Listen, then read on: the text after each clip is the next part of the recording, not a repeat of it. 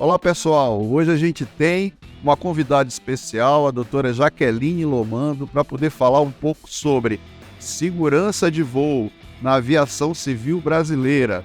Aproveite, curta, compartilhe e se inscreva no canal.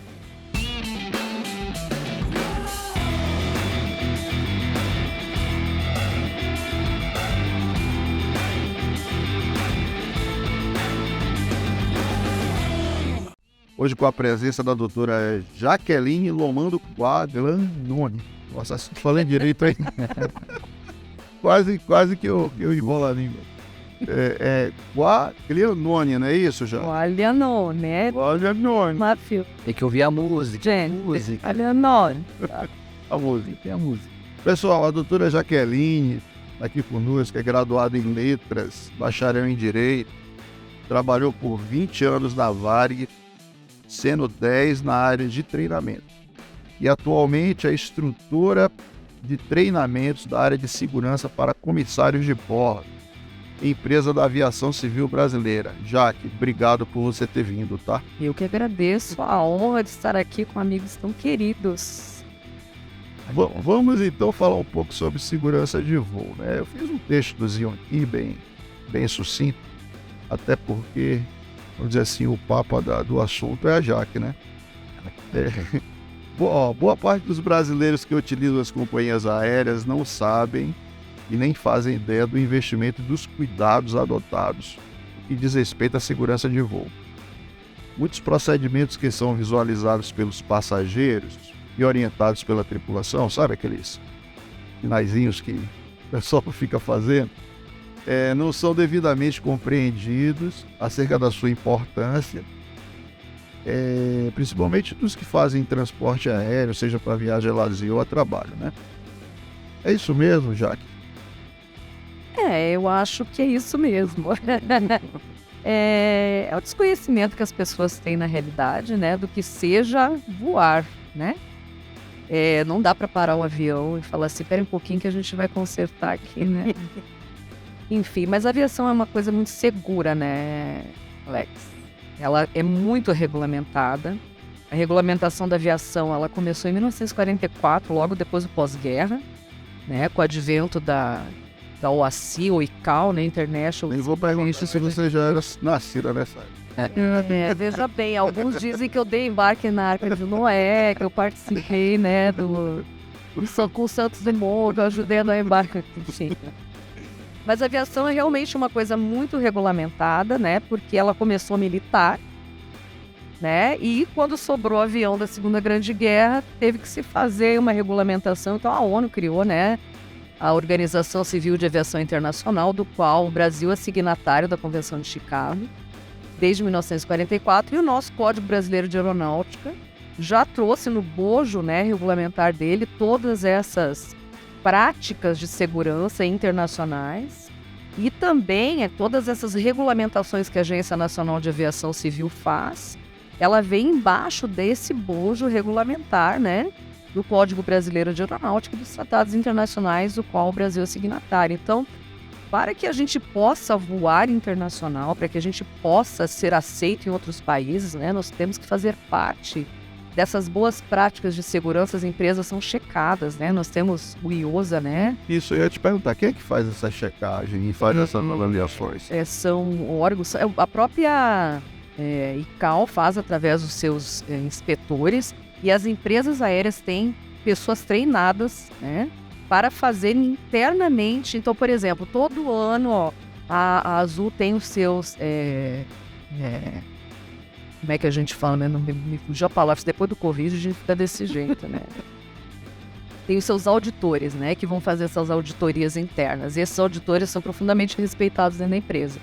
Porque apesar deles serem funcionários da empresa, como eles são credenciados, né, pela ICAO, aí eles vão dizer para a empresa tudo que não está sendo bom em termos de segurança, para que a empresa possa ter um ajuste, porque quando a empresa passar pela auditoria mesmo da ICAO, vai vir uma pessoa de fora fazer essa auditoria e vai dar um certificado, né, que é o certificado de segurança para a empresa. E se ela não tem esse certificado de segurança, ela não voa internacional. Mas assim, só Então isso é muito interessante nesse sentido, que a empresa hoje, ela não basta ter uma regulamentação só nacional, né? Essa regulamentação faz parte de um todo, né? Ela precisa acompanhar o mundo nisso, entendeu? Você falou, é só para o pessoal que está assistindo entender. Você falou da ICAO. O que é a ICAO? É um órgão? International Civil Aviation Organization, uma organização civil criada pela ONU em 1944. Ou seja, ela é tipo um organismo internacional. É um organismo da ONU. Da ONU. Né? Da qual o Brasil faz parte, né? Todas as empresas brasileiras, na verdade, que querem ser boas empresas em termos de segurança, enfim, né, de vários aspectos, fazem parte hoje, né, dessas normas, dessas práticas de segurança da ICAO. E ela, por exemplo, ela tem alguns prepostos que visitam Sim, as companhias aéreas. através... Deixa eu colocar aqui, porque minha cabecinha também, Alex, Fica tranquilo. né? Deixa eu só colocar aqui, ó. A aviação ela é interessante, né? Pelo fato que você pega um avião e você vai adentrar dentro de outro país. E às vezes vai voar muito dentro de um outro país até já. Então por isso que vai ter toda essa checagem, né? Então, não adianta estar um avião bom aqui, mas você tem que ter certeza que ele vai chegar lá também do mesmo jeito. Ou seja, esse regramento ele é um regramento internacional. Isso. Internacional. E a gente faz parte da IATA também, né? Então, a IATA tem a IOSA, né? Que é The IATA Operational Safety Audit, né? É um programa que vai avaliar todo esse gerenciamento de segurança para te dar um certificado de segurança internacional, entendeu? Muito rigoroso. Muito rigoroso, né? Jaqueline, por exemplo, você falou aí da auditoria.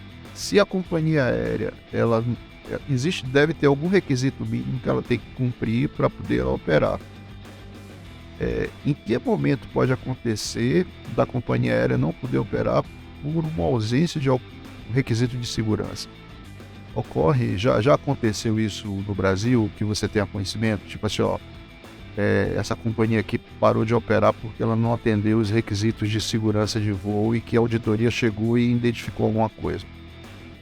Dentro do Brasil, quem faz isso é a própria ANAC, Agência Nacional de Aviação Civil, ela que vai fazer isso. De ter parado de funcionar, não, né? O máximo que aconteceu no Brasil que a gente assistiu, doutor, foi falência mesmo, né? Eu nunca fiquei sabendo que falaram assim, você não pode operar. Estamos caçados sua licença? Não, isso nunca vi. Mas tem pontual, né? Esse avião não tem condições de voo. Exatamente. A própria empresa aérea, ela faz isso. Por quê? Porque se ela não faz, né, se ela não cumpre determinadas normas e acontece um incidente grave, por descumprimento legal, ela perde absolutamente o seguro da aeronave, perde o seguro clientes, é muito grave. Então, o próprio presidente da empresa aérea, né, ele tem um órgão dentro da empresa que chama Safety, né, que faz parte do sistema de gerenciamento de segurança operacional que é obrigatório existir na empresa aérea. E ele faz todos os meses, né, reuniões, diretores e os coordenadores dessa área. E o Safety é um sistema que trabalha em todas as áreas da empresa, né, aeroportos, mecânicos, pilotos, enfim, né. E ele proporciona para os funcionários, né, relatórios de prevenção que são totalmente confidenciais, né, e onde o funcionário vai e ele reporta determinados aspectos não seguros que estão acontecendo e se cria um banco de dados dentro da empresa. E todo mês existem reuniões com a presidência e se o safety, né, que faz parte do sistema de segurança operacional da empresa, entende que ele deve dar uma recomendação para a empresa de mudar uma determinada atitude porque está insegura, a empresa muda. Porque o que acontece, Alex?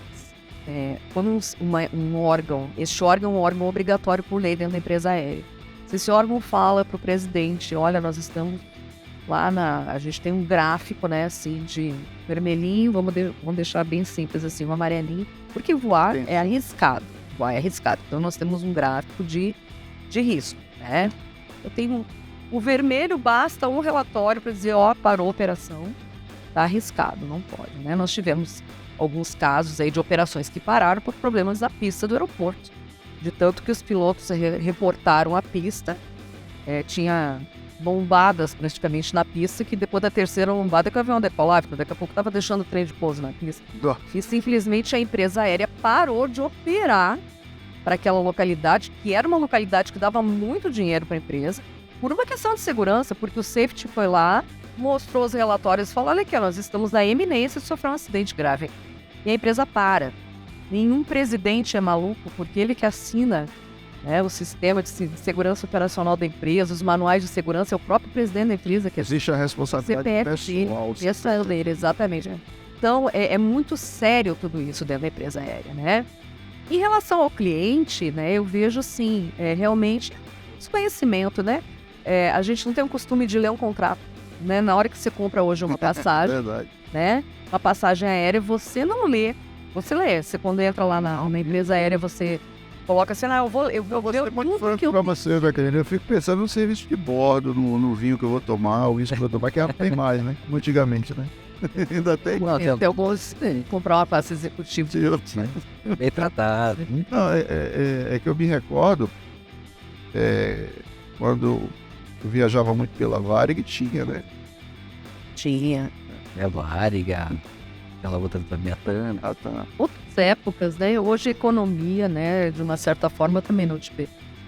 Então, já que a gente tocou nesse assunto de serviço de bordo, antes de entrar naquelas perguntas que o passageiro, né, o cliente da aviação civil tem dúvidas durante o voo, o que foi que aconteceu com os serviços de bordo da aviação, da classe econômica nacional, que hoje em dia você chega lá, o pessoal te dá uma barrinha de Max Goiabino, Confesso que também, a gente tem um pouco mais de experiência. foi por uma questão econômica de readequação do mercado, foi Com isso? certeza.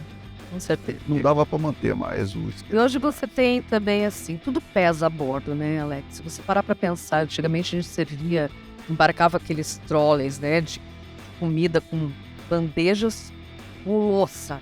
Se você calcular o peso daquilo, o gasto de combustível que aquilo provoca numa aeronave, é enorme.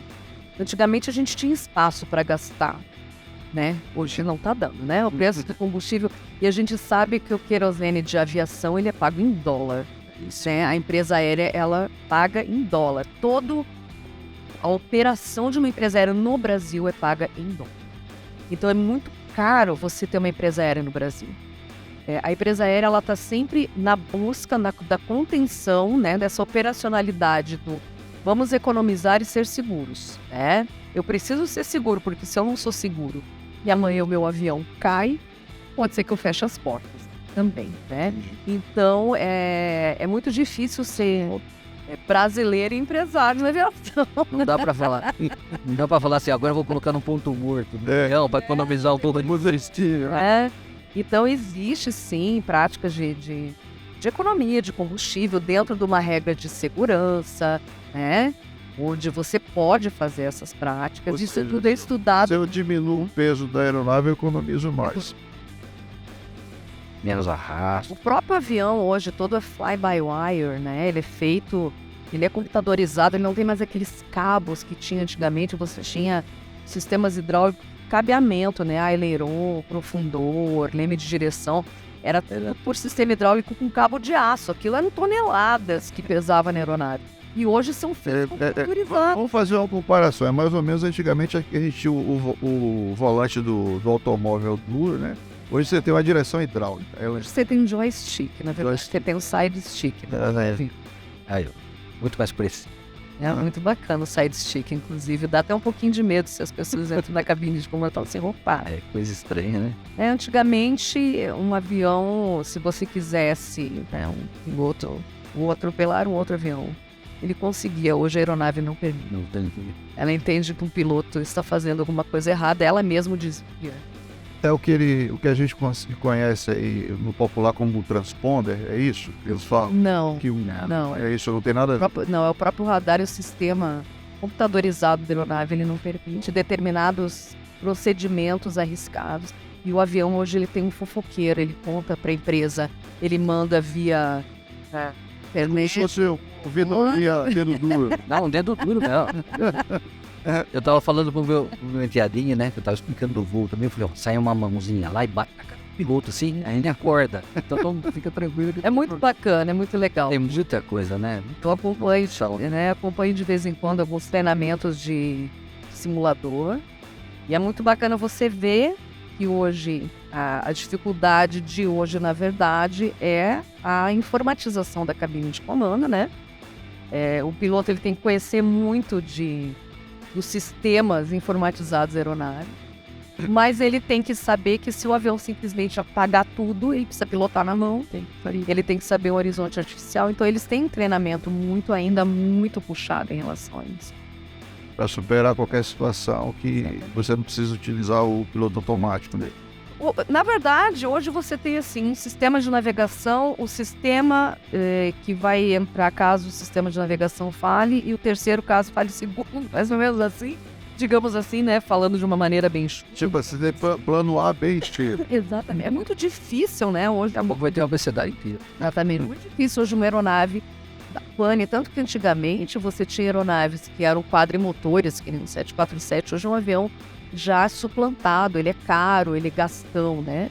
E começaram na década de 89, 90 a voar aeronaves bimotores, as próprias, você acreditava, meu Deus, se eu perder um motor, né, no oceano, eu vou voar com um motor só.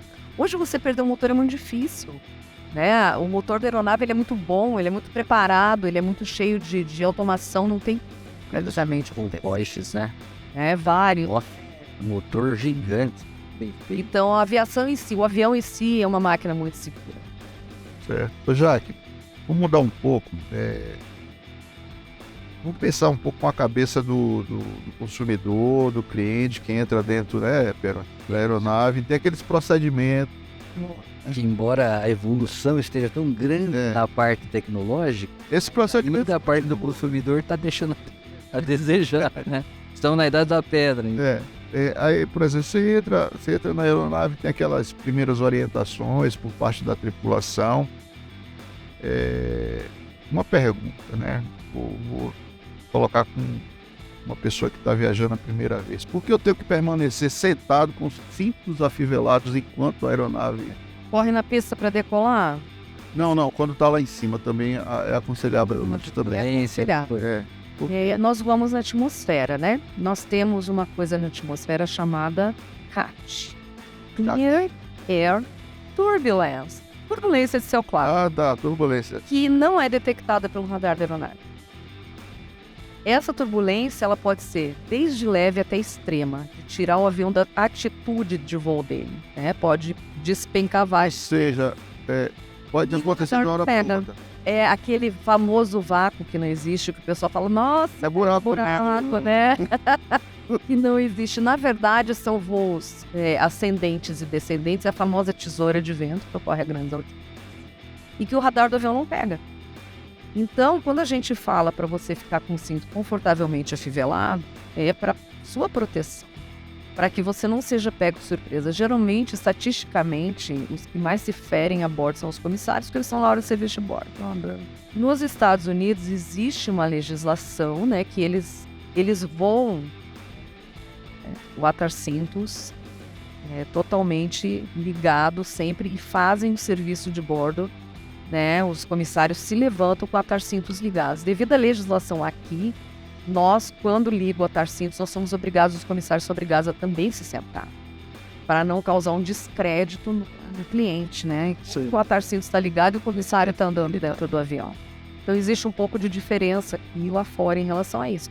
Mas o cliente americano, né, ele cumpre a lei, porque também quando ele não cumpre, existe uma... Ou seja, a mão do Estado é pesada. A mão do Estado é pesada lá, aqui a mão do Estado ainda é leve. Alonga, mano. Vai pegar. Isso é pesado. Tem alguns projetos de lei, né, Alex, querendo mudar algumas coisas, já estão mudando, né? Para considerar algumas coisas a bordo como crimes contra a segurança de voo, da aviação, inafiançáveis. Aí tem alguns projetos aí rolando aí, né, em Senado. E... Você falou uma coisa interessante. Nós temos a falsa ideia de que a nossa atmosfera ela é compacta do começo ao fim dela. Não é. Não é? Onde nós vivemos aqui, os 2.000 metros que a gente vive, que aí tem todo o nosso clima. Fora dali é totalmente diferente. A nossa atmosfera é meio loucona. Como falou, tem espaços que são vácuos e não tem ar. Na verdade tem, né? Tem ventos ascendentes e descendentes e o avião ele voa, né? Devido a ar, né? A asa dele, né, vai recebendo, né, através da propulsão do motor, né? O empuxo vai fazendo com que a aeronave receba aquele ar que bate na asa e faz a sustentação. Ela levanta, não é? Então é o ar que bate de frente na asa que faz com que o avião voe. Quando eu recebo um ar que desce, um que sobe, eu perco esse ar que bate de frente, o avião perde o que? Sustentação. Quando ele perde sustentação, ele desce. Ele não cai, na verdade, porque o avião plana, mas ele desce abruptamente. Então, esse descer abruptamente, você pode se ferir gravemente. Teve gente que estava até já fazendo extremunção já. Tanto assustado. Teve uma empresa aérea, né, que teve uma pessoa, né, numa turbulência de céu claro, que estava sem o cinto e quebrou a bacia. Né? E é bem difícil porque você dá a recomendação, mas o cliente, por muitas vezes, está se sentindo incomodado, quer levantar um pouquinho, né? Bem na hora que ele soltou o cinto para ir no lavatório. Também a gente não tem como cobrir tudo, né? É meio complicado. Jaqueline, as pessoas comentam muito que um dos momentos mais cruciais durante, vamos dizer assim, a operação da aeronave é quando é da decolagem do pouso, é isso mesmo? Sim. Por quê? São os momentos onde o avião ele está numa situação, principalmente na decolagem, você tem peso de pouso e decolagem diferenciados. Quando você decola a aeronave, ela está com um peso X. Ela não pode pousar com aquele peso. Ela tem que perder peso gastando combustível. Ela é feita para decolar com aquele peso. Se ela perder um motor, esse peso é feito através desse balanceamento da aeronave, é feito calculando-se, inclusive, ela perder um motor, fazer o retorno, ficar fazendo, né, gastar o combustível para depois pousar. Porque o que acontece? Nossa, é importante. Tá? Pouca gente sabe disso. O que acontece? Existe o peso máximo de pouso e decolagem, que é colocado no computador da aeronave, conforme o tamanho da pista. Enfim, é uma série de cálculos que o piloto faz, né, junto com o despachante de voo operacional. Existe todo um balanceamento da carga também, que é importantíssimo, né? As malas que os clientes levam a bordo, eles já colocam um cálculo a mais peso. Ou seja, quando eu chego para embarcar, eu tenho aqueles 22 quilos, né? Que você 10 quilos. 10 quilos, né? De mala de mão. 8 quilos de mala de mochila. E aí isso que eu ia te perguntar, e esse sobrepeso, né? Que tem muita gente que me leva muita coisa. Isso já é calculado? Já é calculado. Para cada cliente no sistema, quando é colocado dentro do sistema no embarque, esse sistema sobe depois para o despachante operacional, que vai fazer todo o cálculo do peso e balanceamento da aeronave para decolagem, que ele assina junto com o comandante a responsabilidade disso. O comandante insere no sistema do avião e o avião calcula a velocidade, impulso, potência de motor e isso tudo antes da decolagem. Você tem todo esse... Por isso que o piloto, na hora que ele está na cabine de comando, ele está fazendo todo um check de todos esses equipamentos, está fazendo todo esse sistema junto com a empresa, não é? E por que a decolagem e o pouso é mais perigoso? Porque justamente se acontece algum problema nesse momento, a aeronave ela não está numa configuração de pouso, numa decolagem, ela está numa configuração para voar. Eu posso ter uma quebra de trem, varar uma pista, um avião carregado de combustível. Né? Então é uma situação bem... E no pouso também, né? É onde eu tenho que ter toda a atenção. Né? Eu posso ter uma tempestade, um vento de través, mudar a cabeceira da pista, que isso é muito importante. O vento muda-se a cabeceira da pista para assim não ter uma tesoura de vento. Né? Deixa eu fazer uma intervenção. Você falou de vento. É verdade que a aeronave, quando ela pousa, o vento tem que estar contrário ou não tem nada a ver isso?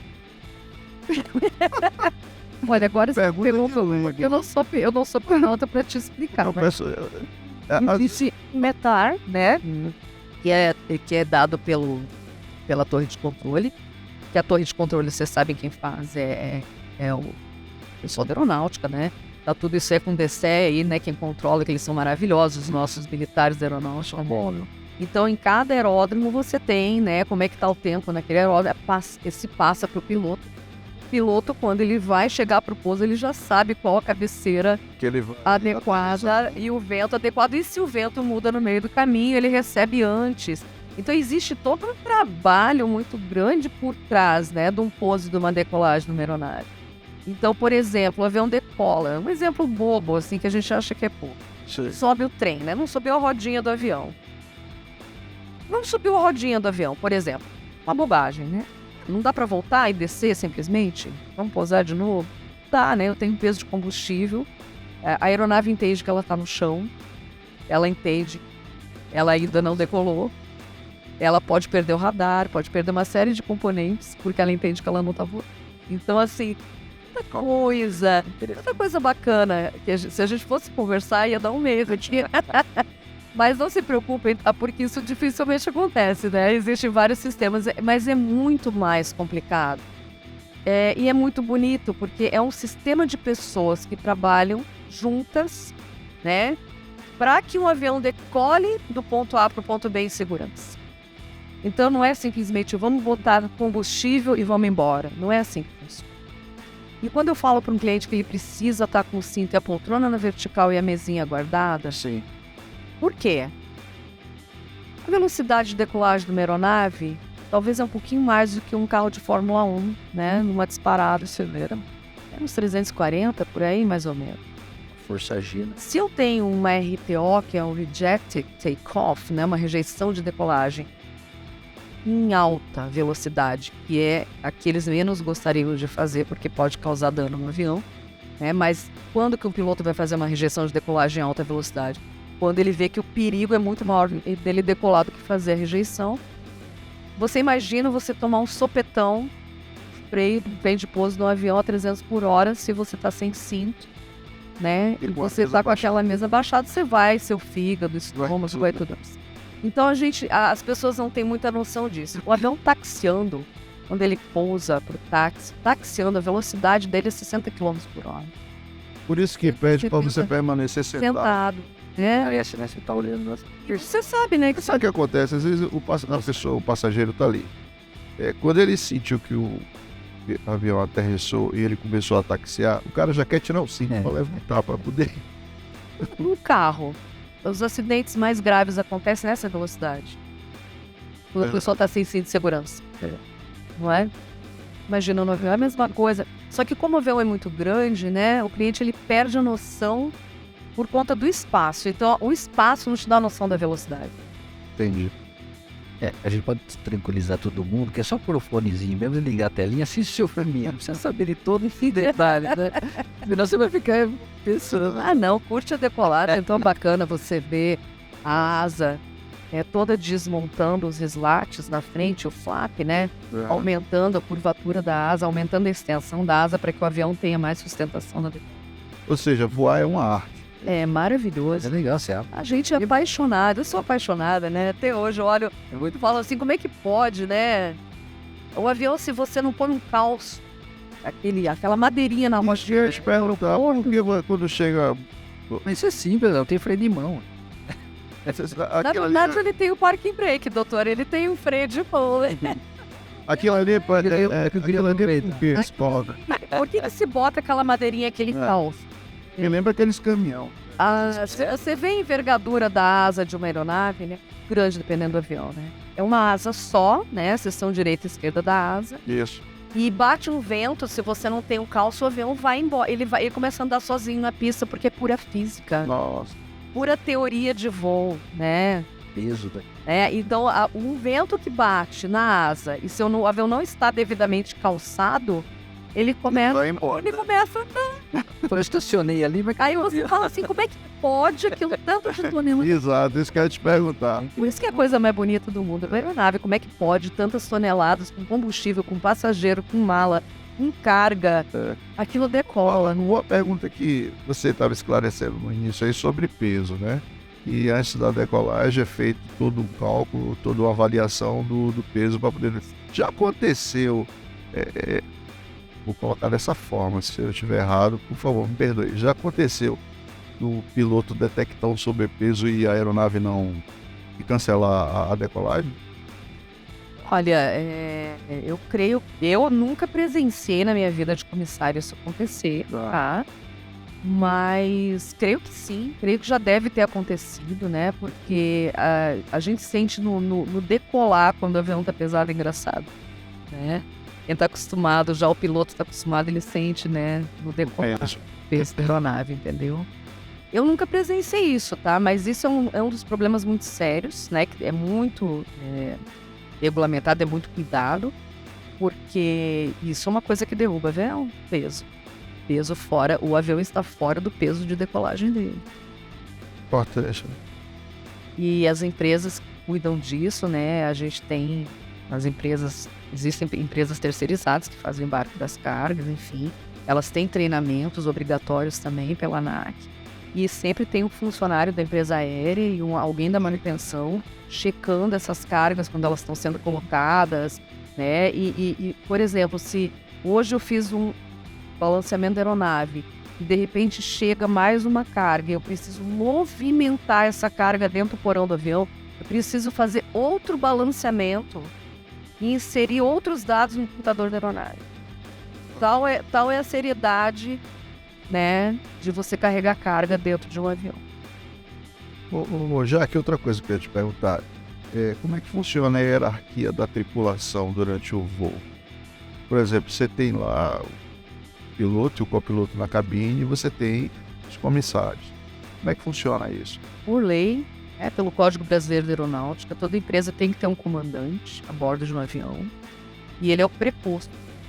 E a autoridade maior também. O comandante sendo o preposto da empresa, né? Não me lembro qual artigo que é, agora assim de cabeça. Ele tem poder de polícia administrativo. Ele é responsável pela carga, pelos passageiros, pelo avião, desde o momento que ele pega o avião, que ele assina a apresentação dele, até o momento que ele sai da aeronave. O que isso significa? Ele representa a empresa aérea. Tudo que ele faz ali, ele está representando a empresa aérea. A responsabilidade é dele. Os comissários são técnica e disciplinarmente subordinados ao comandante. Tudo que o comissário faz reflete na figura do comandante e reflete na figura da empresa. Então, por lei, o comandante é o preposto da empresa. E por lei, a empresa é obrigada a ter um comandante. Qualquer avião tem que ter um comandante. Isso é muito interessante, porque a única profissão no país hoje que não pode ser terceirizada é aeronáutica. Ainda bem, né? Interessante. Tá? Pessoa que... Inclusive foi muito interessante porque a lei nova dos aeronautas, a lei 13.475, eles esperaram para soltar um pouquinho antes da reforma trabalhista, que colocou a terceirização total, o que realmente é uma coisa bem grave, porque se terceirizaram DOVs, né? Você poderia terceirizar o DOV, ele é um cara que tem que ter uma carteira, ele faz balanceamento, ele faz cálculo de combustível com o comandante, tudo, né? Teve algumas empresas aéreas que terceirizaram os DOVs e voltaram atrás. Como que você terceiriza um cara que assina compromisso de comandante de responsabilidade? Então, assim, isso é uma opinião bem minha, bem particularmente minha. Eu acho que a lei da terceirização total na aviação é excrescência jurídica total, entendeu? E tem realmente...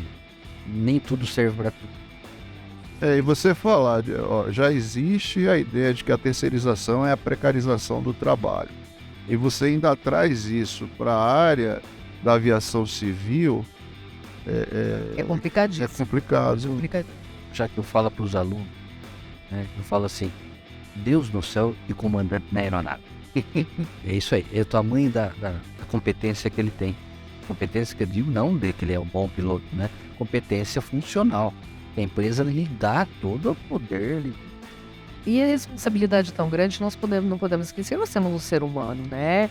Existe um trabalho muito legal feito de treinamento hoje, que é uma exigência legal da ANAC e de vários órgãos internacionais, onde você trabalha as habilidades não técnicas. Não só você tem uma cobrança da habilidade técnica, mas você tem hoje trabalho de habilidades não técnicas. Seria Você emocional. trabalha comunicação, trabalho em equipe, gerenciamento do estresse e da fadiga, relacionamento interpessoal. Por quê? Porque você tem seres humanos. E o pressuposto é de que o ser humano erra. Então, o gerenciamento do erro e da ameaça, que é o que a gente trabalha hoje numa coisa chamada CRM, que é Corporate Resource Management dentro das empresas, justamente visa, né, você trabalhar esse lado humano através de habilidades, né, de comunicação, de trabalho em equipe, onde você tem a possibilidade de chegar para um piloto hierarquicamente superior a você e alertá-lo, comandante, olha, tem um problema aqui que o senhor não percebeu. E ele ter essa empatia de olhar para o funcionário que é subordinado a ele e ouvi-lo e dizer, não, realmente, muito obrigada, eu não percebi, né? É difícil isso. E isso é muito bacana, isso hoje é trabalhado dentro da aviação, essa área humana, isso foi estudado por psicólogos. Quem começou isso foi a NASA, quando eles lançaram os primeiros astronautas no espaço. Tá? Porque você tem a máquina, você tem uma pessoa por trás da máquina. E as pessoas, elas erram. Claro. Aliás, só tem duas coisas importantes do ser humano, né?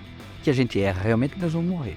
São duas coisas que não tem jeito. E não se busca culpados, né? Quando a gente tem uma investigação por parte do CENIPA ou do próprio safety da empresa, não se busca a culpa de quem, se busca processos, porque você tem vários fatores contribuintes para acontecer um acidente ou qualquer problema. Nunca é a culpa, sempre aquela coisa, a culpa é do piloto, né? Ele não está aqui para se defender.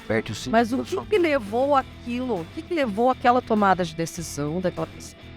Pode ter tido um erro no processo. Ele teve um treinamento adequado, né? Ele estava bem, ele estava com fadiga, né? Como estava a escala dele, a manutenção da aeronave ajudou. Enfim, hoje o estudo é muito interessante de investigação, porque ele não busca culpa, ele busca fatores que contribuíram para que houvesse aquele incidente e a empresa trabalha em cima da diminuição desses fatores contribuintes para os acidentes. Tem aquele filme, né?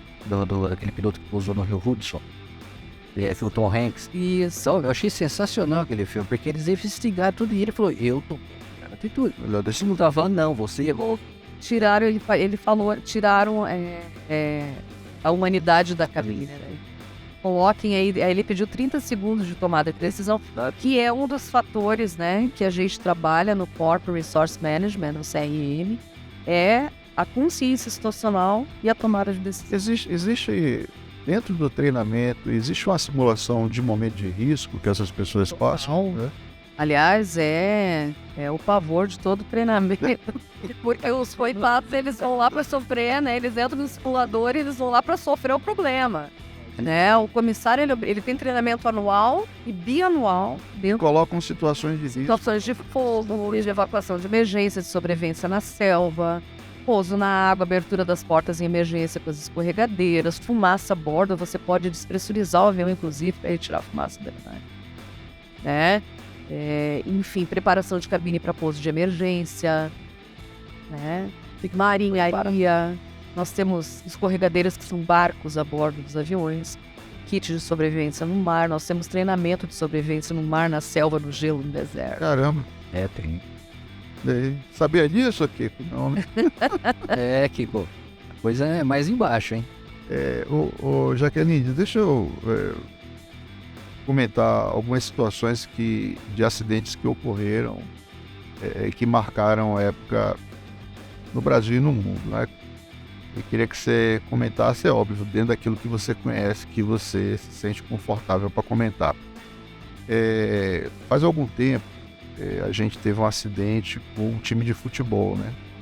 Que ceifou aí o clube inteiro, foi uma tragédia. E se comenta muito, né, que o comandante ou o piloto tomou uma decisão de risco que era para economizar combustível. Foi isso mesmo? O que é que você sabe? O que é que você pode comentar? Fica tranquilo. Veja bem, piloto era o dono da empresa. Ele era o dono. Será que ele queria morrer, né? Então, isso é uma coisa que a gente precisa pensar, tá? quando a gente permite, né, digamos assim, a gente tem que pensar num todo, né? O que levou esse piloto a ser permissivo de repente, né? Se fala muito que ele tentou economizar e que ele Vamos supor, dentro de... tentou fazer um voo, vamos dizer assim. Eu não tenho os dados da investigação. Sim, por isso que eu te falei, te deixar bem à vontade. Eu falo como uma pessoa que analisa sempre essa coisa da culpa, né? Com certeza, ele não queria morrer. Óbvio, né? Só que a gente precisa analisar assim. O que leva você a fazer uma violação das normas? A gente trabalha o erro, né? E a violação dentro do CRM, que é uma área muito bacana. Inclusive, eu dou aula sobre isso dentro da empresa que eu trabalho também. Uma coisa é você errar, outra coisa é você violar. O que leva você a errar? O erro você não sabe que você tem. O que te leva a errar? Cansaço, desconhecimento, falta de treino, uma série de fatores te levam ao erro. Sim. Mas a violação, você está errando, sabendo, você está não cumprindo uma norma, como, por exemplo, vamos economizar combustível além do necessário ou não voar com combustível suficiente. Não sei te dizer exatamente o que aconteceu no caso em questão. Mas o que leva a pessoa a violar? Né? Também uma série de fatores, tá? O problema da violação é justamente o controle dela. Você entendeu o porquê da violação? É pressão, né? É o quê que está levando a pessoa a fazer aquela violação? E toda violação, ela precisa ser extinta dentro de uma empresa aérea, né? Então, se você viola continuamente, de tanto dar o errado dar certo, uma hora errado vai dar errado. Porque você está dando chance para azar, essa aqui, digamos assim. Sim. Então, na verdade, ali houve uma série de violações, onde vários setores, né, pelo que me consta... O pessoal fala do plano de voo, que não foi... Vários setores, não só a empresa, não só o piloto, mas já vários setores que já sabiam de violações que vinham ocorrendo, não tomaram nenhuma atitude. Foram permissivos. Foram permissivos. Então, quando a gente fala de acidente, a gente para uma única, porque se eu tenho uma empresa hoje que viola e o órgão aeroportuário, fiscalizador está sabendo, não denuncia. Não denuncia. Os funcionários, né, que têm oportunidade dentro da empresa de falar, não denunciam. Houve vários fatores contribuintes para aquilo. Um acidente não acontece apenas por um único fator contribuinte. Então, é essa análise, né, que a gente tem que fazer. Existe um livro muito bacana de um juiz, ele eu tenho que te trazer, responsabilidade civil, é desse tamanho. Ele trabalha com CENIPA, justamente das investigações de acidentes, falando sobre fatores contribuintes. Eu tenho que trazer esse livro depois para vocês lerem, que ele fala sobre responsabilidade civil dentro dos acidentes, né? Porque o que acontece? Uma investigação ela vai trazer uma série de coisas erradas. E aí, o advogado vai fazer o que com aquilo? Eu quero ganhar dinheiro com alguma coisa ali. Preciso ganhar, meu cliente tem que tirar alguma coisa, né? Ele vai buscar uma culpa, uma negligência, uma imprudência, né? E ele vai buscar alguma coisa dentro disso. E ele vai se utilizar dessa investigação e não culpa ninguém. Ela traz fatores contribuintes.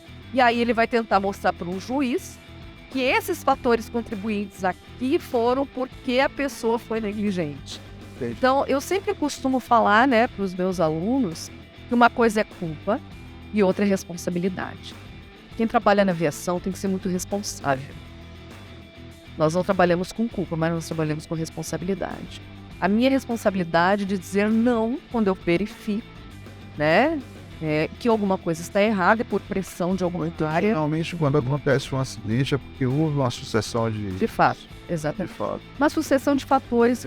A gente pode também dizer isso a respeito daquele acidente com a aeronave da TAM, que... Com certeza. Mesma coisa. Com certeza. Com a aeronave da Varig, lembra do Victor Mike Kilo na selva em 1989? Nossa. A minha colega de turma estava a bordo, nós tínhamos 4 meses de voo, né?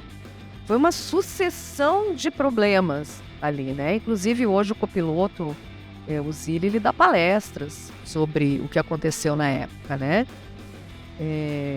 de coisas que a empresa já sabia. Porque aquele erro de plotagem, né, da rota que aconteceu, ele já havia acontecido antes.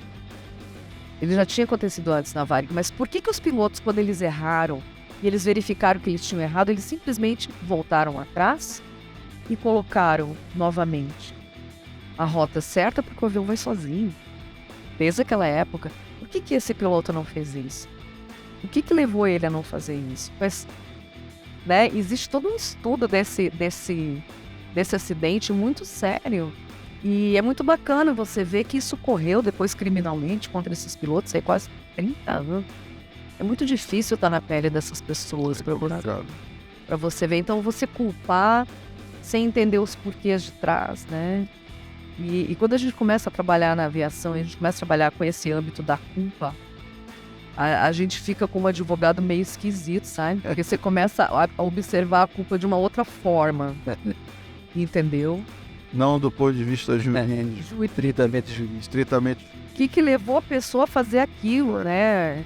É toda uma sucessão de problemas, né? O que leva uma... Ela é tão auditada, né? A aviação é tão auditada, quer dizer, não é possível que só um errozinho só... pode acontecer, mas só aquele que levou aquilo, né? Você não tem aquela individualização da culpa como você tem no direito penal, né? Não existe isso. Na verdade, isso vai existir só no direito depois que sair uma investigação e aquilo for usado por um advogado, assim que é verdade. Aí você põe no contraditório, aí o juiz é obrigado a fazer. Exatamente. Ele não tem empate, né? Exatamente. Não é.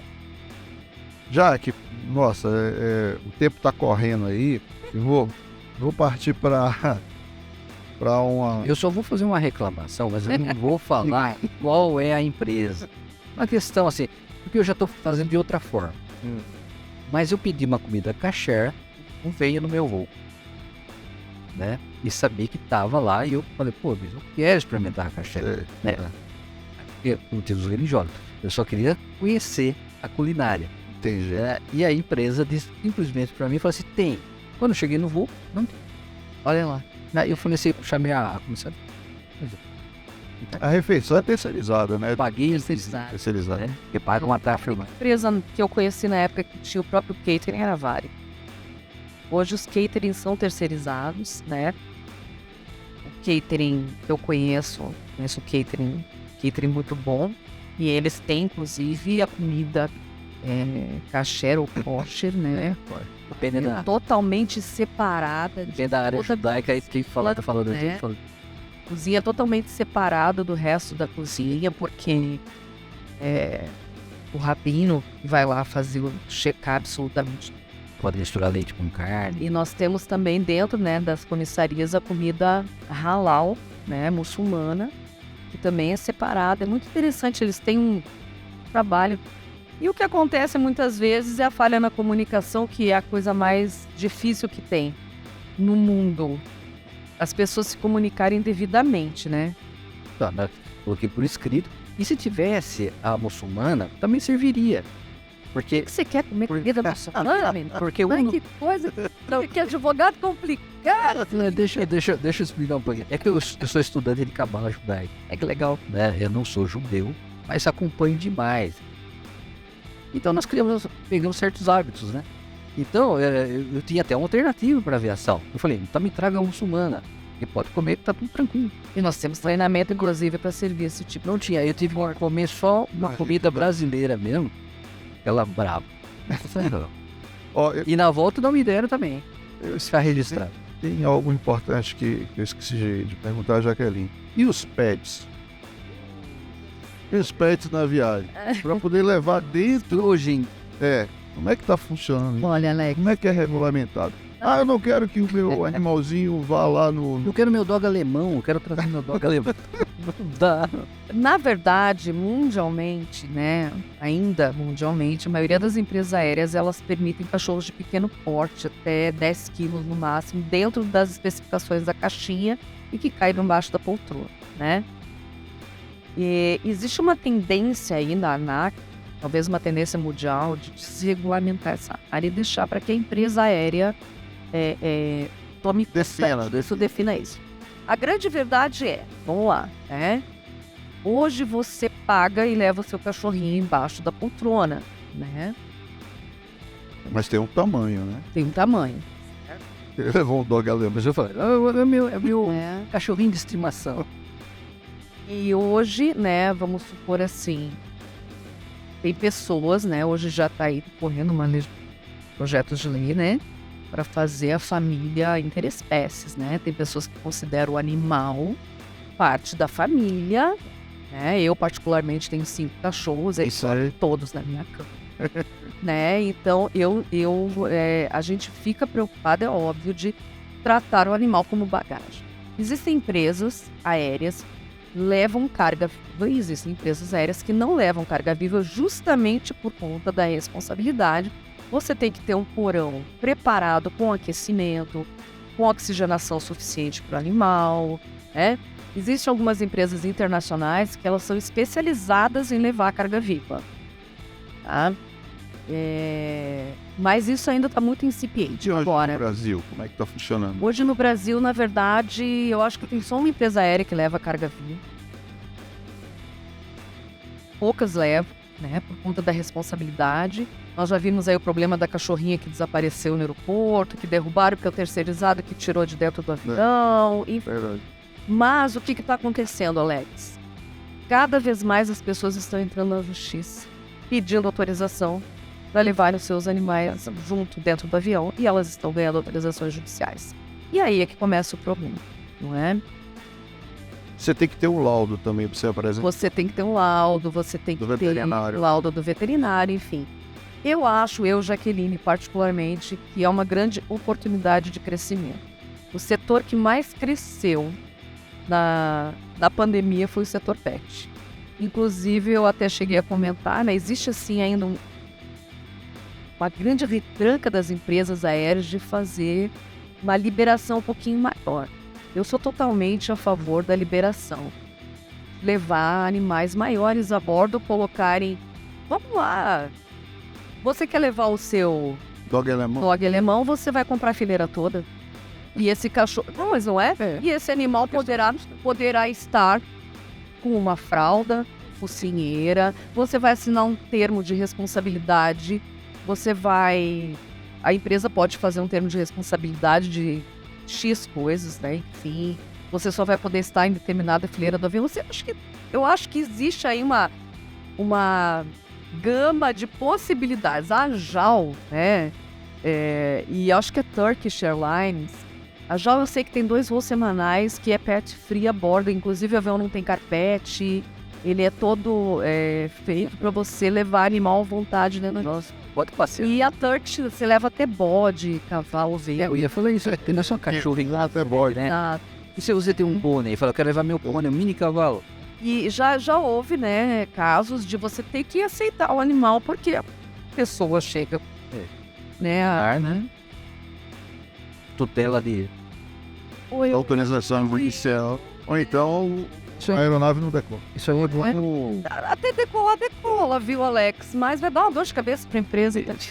Por isso complica. Isso é igual a questão dos condomínios, né? Que estão caindo todas as letras, tirando letra morta nas convenções. E você não pode passear com animal. no chão, com área Não. caída. Exatamente.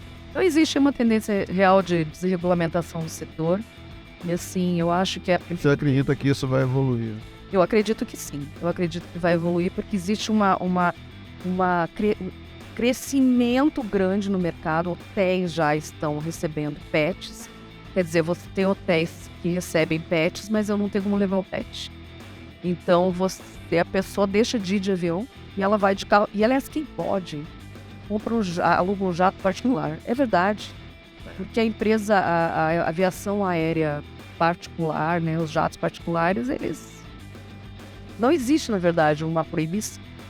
Se você parar para pensar em relação, não existe uma proibição.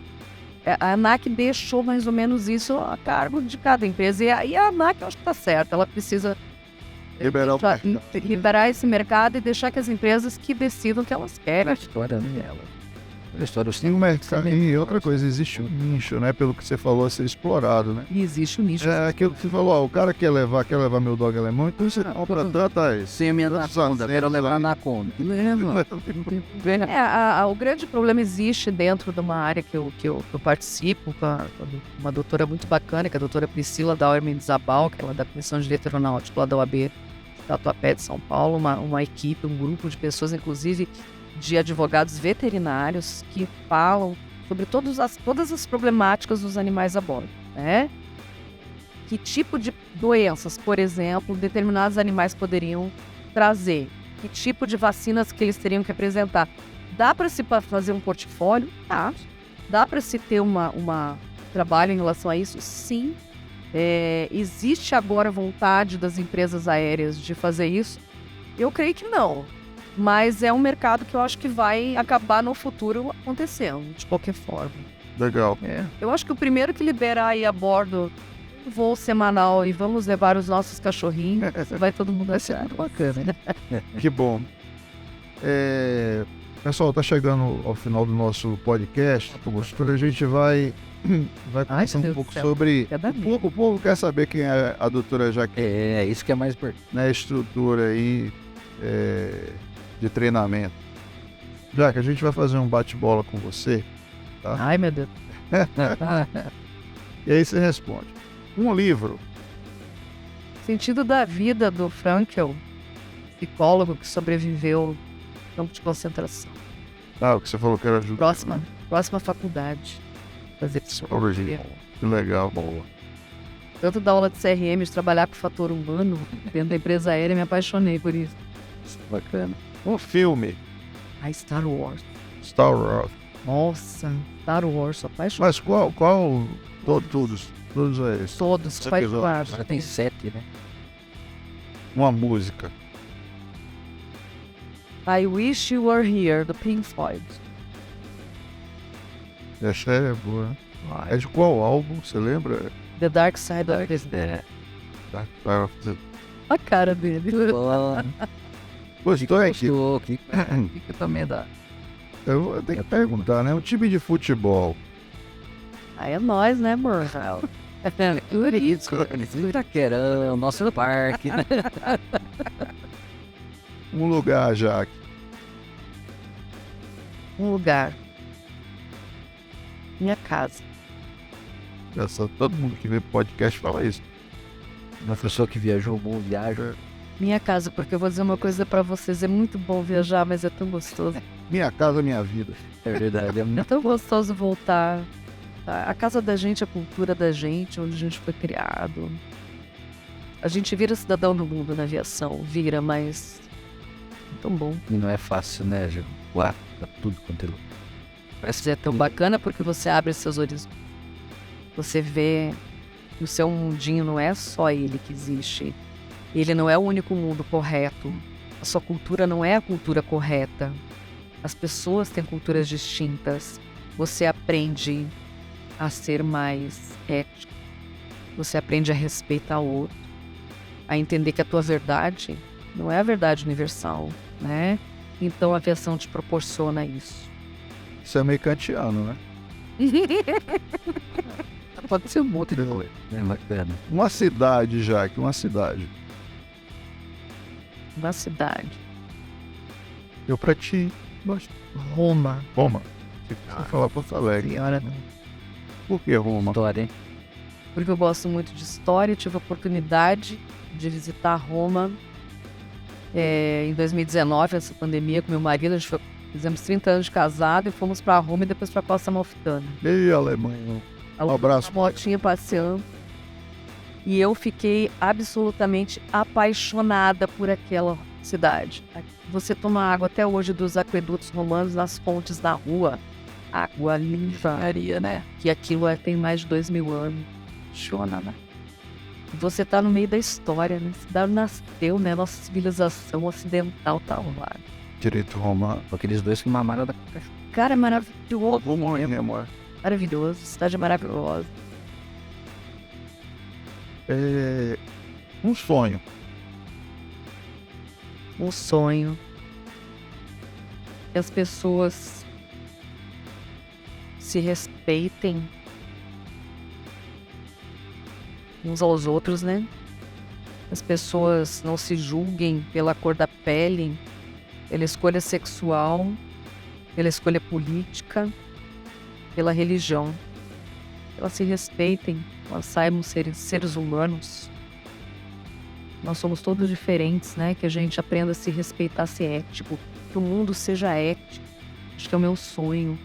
Talvez eu não sobreviva para ver isso, né? Nessa vida, talvez na outra. Que assim seja. Não é? É sonhante com isso também. Uma inspiração, Jaque. Uma inspiração. Minha mãe. Minha mãe foi uma mulher de uma vida muito simples, da roça, do interior do Rio Grande do Sul, de Canoas, né? Criada com 10 filhos, né? E que foi atrás do seu sonho numa época em que as mulheres não trabalhavam. E a minha mãe foi da primeira turma da Faculdade de Odontologia Nossa. da PUC de Porto Alegre. E ela foi uma mulher à frente do tempo dela. Ela foi presa em 67, porque ela era coluna. Exato. Então, imagina você, eu fui criada no Rio Grande do Sul por uma gaúcha completamente fora do padrão da época, dentista, né? E que ela abria a porta dela a hora que fosse. Se alguém batesse lá em casa, o consultório era em casa, me lembro disso, me lembro das madrugadas, ela batendo, as pessoas com dor de dente, batendo na porta e ela botando o avental para atender. Cobrava. Minha mãe foi a única dentista pobre que eu conheci na vida. Ela trabalhou no antigo INPS, né? No postinho do INPS. E ela foi professora do estado também de higienização bucal. E me ensinou a ser uma mulher independente. Me ensinou a lutar pelo que eu acredito. Me ensinou o valor do respeito, do amor ao próximo e de Deus, seja qual ele que você acredite, mas que existe uma força maior que nos cria, que tudo nos move, da qual a gente veio e para qual a gente vai voltar um dia. Que a gente não esqueça disso nunca. Importante. Né? Então, minha mãe é minha musa inspiradora. Que Deus a tenha, ela faleceu já faz alguns anos. Piana velha. Bem, por último, uma palavra ou uma frase que define Jaqueline. Uma frase que me define. Uma palavra. Uma palavra. Nossa, que difícil. É difícil a gente pensar coisas da gente, né? Tô pensando que você veio no podcast só pra... Alegria. Alegria, bom humor. Adoro alegria, adoro bom humor. Gosto sempre da risada, me divirto na sala de aula com os meus alunos. Amo os meus comissários, são tudo minhas crianças de asa. Cada vez que eles decolam, eu peço a Deus para que eles estejam bem protegidos. Desejo a todos os aeronautas do Brasil que estão nos ouvindo, que vão nos ouvir, né? Que eles sejam grandes profissionais, que eles representem o nosso país. Grandes profissionais da aviação. Legal, bonito. Vou transmitir, falar, pessoal, percam esse podcast. Principalmente do pessoal aí da aeronáutica, né? Mesmo do pessoal dos aeronautas, né? E os alunos. Estenda isso também aos nossos militares da aeronáutica, verdadeiros guerreiros. Responsáveis, né? Que foram lá fazer o resgate, inclusive, né? Aquela turminha boa lá, foi lá fazer o resgate lá na Síria, né? Maravilhosos os comissários da aeronáutica, viu? A galera me conhece. Os comissários da aeronáutica aí conhecem. Legal. Gente, a gente tá encerrando, tá? Pieroni, antes de eu passar para a Jaqueline, faz suas considerações finais aí. É que eu também sou apaixonado nessa matéria, vamos dizer assim, embora não tenha no meu dia a dia essa oportunidade de voar, né? Mas desde Ícaro, né? Esse é um sonho do ser humano, né? De voar bem, de voar realmente. Talvez seja até para chegar mais perto do Criador, né? Talvez seja aquela coisa dentro do ser humano que a gente não sabe direito, mas é aquela vozinha que fala, que às vezes a gente não escuta nada, né? Mas você escuta talvez um eco, né? E tem mais alguma coisa além da gente, né? Então talvez a aviação traga isso para o ser humano de uma maneira mais pujante, né? Você tá lá em cima no céu e fala assim, meu Deus do céu, né? Esse mundo é grande, tem muito mais coisa por aí, né? E eu sou bem pequenininho nessa história toda, mas faço parte dessa história também. Fica bacana. Já Com a Jaque aqui, né? Ele brindou aqui pra gente, que foi excelente. Nós nos contivemos, né? Não falamos nada de questão aquela empresa, aquela outra, tudo tranquilo, tudo bonitinho, né? Nós sabemos que hoje tem bastante litígio, né? Com as empresas aéreas. Tem até, a gente sabe que tem escritórios especializados nisso, em São Paulo, uma coisa meio complicada. Mas talvez seja até para apurar melhor essa situação, né? Que nem você falou, né? Já nós somos falhos, né? A gente tem muitas falhas e todo o sistema nosso, o mundo é assim, né? Nada é tão eterno, né? Tudo volta a sua parte mais simples, né? Então, uma tendência é realmente às vezes ter alguns problemas. Mas fora isso, né? Voar é muito gostoso. É maravilhoso. Sou suspeita. Jaque, obrigado por você ter vindo. Obrigada, Alex, pelo carinho. Obrigada, doutor, pelo carinho. Foi tão gostoso esse bate-papo. Parabéns pelo Instituto, por essa iniciativa de vocês. Que bonito, né? Eu sempre gostei muito desse baiano. Ele é um cara aí. Ele é boa gente demais. Esse baiano aí é maravilhoso. Aliás, a tua terra é um dos lugares que eu mais gosto de ir, né? A gente, você sabe disso, né? Fui pra Porto Seguro, quase sou baiana desde pequenininha, quase que eu não voltei. Apaixonei. Mas isso você falou a verdade, ele é o irmão que eu nunca tive. Parabéns a Jundiaí por ter esse instituto. E a gente tem grandes advogados aqui na cidade.